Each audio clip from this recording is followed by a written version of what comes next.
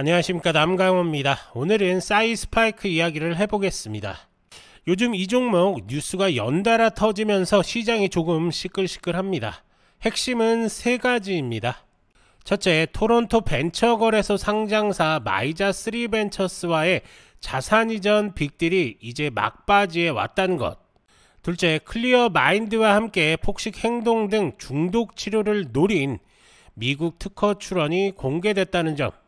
셋째, 이 두 소식이 단기 주가를 완전히 흔들고 있다는 겁니다. 이번 영상에서 차근차근 풀어보겠습니다. 사이스파크는 미국 나스닥에 상장된 임상단계 바이오텍입니다.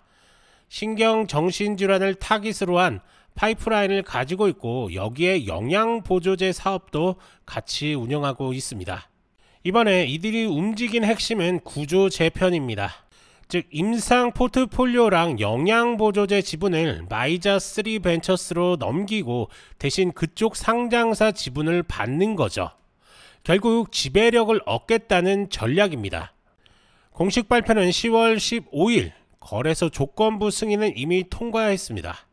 그리고 마감 예상일은 10월 22일 전후로 잡혀 있습니다. 자세히 보면 이전 자산 가치가 약 1160만 달러, 마이자의 기업 가치는 약 330만 달러, 거래 후에는 75에서 84% 지분을 확보할 수 있다는 내용입니다. 게다가 2년 만기 7% 전환사채 100만 캐나다 달러, 그리고 5년 만기 워렌트 400만 주까지 옵션으로 붙어 있습니다. 거래 마무리 후에는 마이자가 뉴로세라 랩스로 리브랜딩할 계획입니다. 이름부터 바꿔 새 출발을 준비하는 모습이죠. 자, 이제 핵심 이슈부터 한번 정리를 해볼 건데요. 지금 상황에서 조건부 승인까지 떴고 파일링 스테이트먼트가 10월 9일자로 제출된 상태입니다. 즉 이건 이벤트 매매 세력들이 몰릴 구간이라는 뜻이죠. 10월 22일 전후로 마감 확정 또는 리브랜딩 공시 같은 헤드라인이 쏟아질 가능성이 큽니다. 이럴 땐 한순간에 호가가 뚫릴 수가 있습니다. 구조적으로 보면 사이스파이크는 그 딜로 상장사 지분을 얻어 밸류 재정의를 노리는 겁니다. 하지만 이건 단기적 기대감일 뿐이고 결국 임상 진전이나 실질 매출이 따라와야 진짜 가치가 붙는다 라고 이렇게 기억하시는 게 가장 중요한 포인트입니다. 앞서 설명드렸던 두 번째는 특허 출원인데요.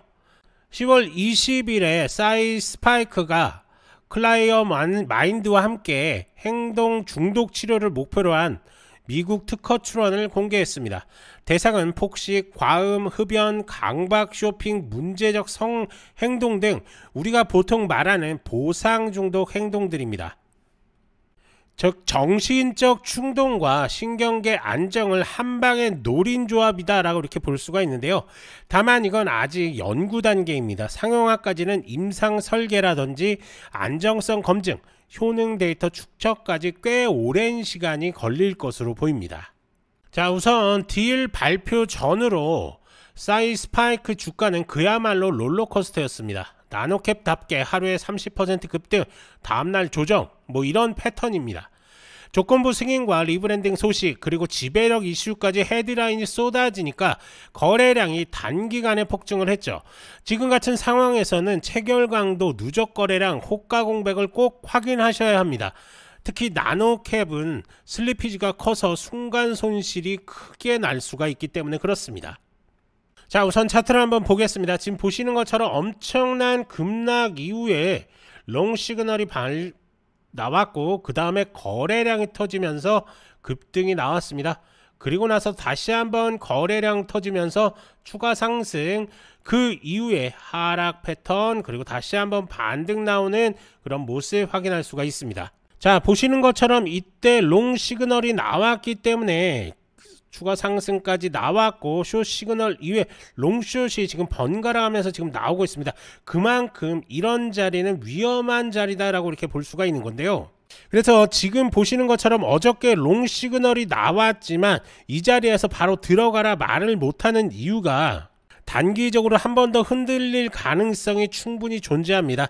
그렇기 때문에 지지 구간이 완벽하게 형성이 된 이후에 들어가도 늦지가 않다. 즉 이 지표를 따라서 들어갈 수는 있지만, 왜냐면 이 지표대로 롱 시그널 때 매수가 들어가고 숏 시그널 때 매도한다면 빠르게 대응이 가능하실 겁니다.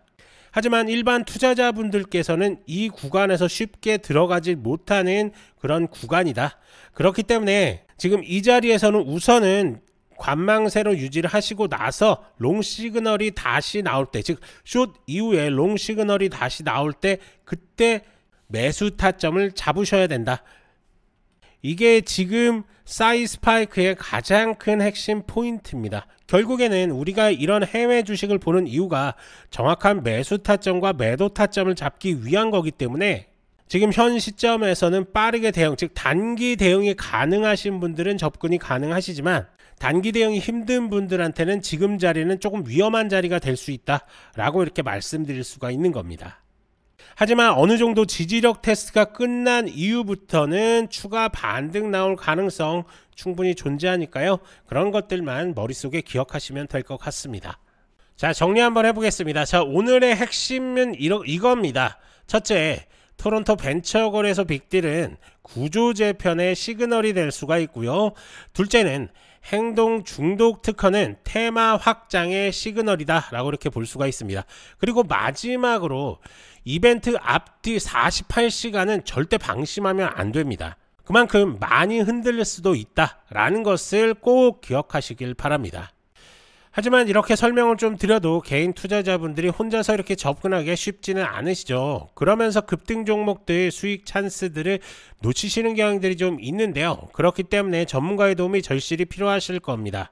이렇게 구체적인 매매 전략들이 좀 필요하신 분들은 자, 더보기란에서 이렇게 문의 남겨주시면 저희가 하나하나 자세하게 도움을 드리도록 할 테니까요. 언제든지 문의 남겨주시면 됩니다. 그리고 제가 이렇게 대화를 하다 보면 사이 스파이크를 이런 고점들에 묶이신 분들이 참 많으신 것 같습니다. 그런 분들 역시 문의 남겨주시면 저희가 하나하나 대응 방법에 대해서 자세하게 설명을 드릴 테니까요. 부담 없이 연락 주시면 됩니다.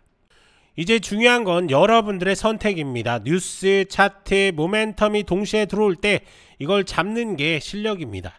좋아요, 구독 부탁드리고 문의 남겨주시면 도움 드릴 수 있는 것들 최대한으로 도움 드리겠습니다. 저는 남강호였고요. 다음 영상에서도 빠르고 정확한 정보로 다시 찾아오겠습니다. 감사합니다.